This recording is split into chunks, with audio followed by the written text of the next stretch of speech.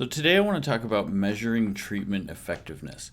And the reason why this is important is because in a value-based payment environment, the insurance companies want to measure against you and all they have is claims data. So what can you bring to the table that says, hey, I also have this measurement that shows how well we are at what we do in terms of how much value we provide to our individual clients.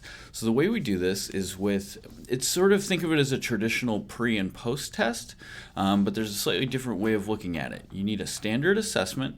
In my example here, I'm going to use a DLA 20 score, and you need to re-administer that assessment at regular cadences. Usually it's 3 months or 6 months or whatever your treatment planning cycle is. But think of it in terms of administrating on a cadence, not in terms of simply pre and post. And the reason you want to do that is it's possible that you lose track of a client before you have a chance to do a post. So you want to be able to capture at least their most recent score to measure the change you made before that episode of care ended, whether it was on a planned terms or not. Okay. So let's take a look at how we do this. So we start with our first score, right? In this example, first DLA 20 score, 3.5. 6 months later, there's a second score, 3.89. And you get the picture, right? Over the course of time, a single client may have had 5 administrations of the DLA 20 assessment.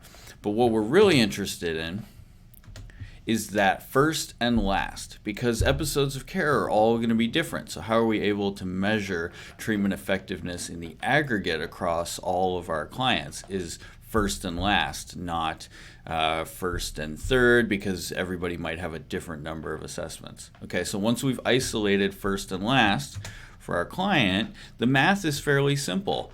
That fifth score becomes the last score, and the first score becomes what I call the first score, or or beginning score, right? It's our baseline, and that's going to equal the delta. And this is it. This is the number per episode of care that demonstrates numerically how much value your agency provided to that individual.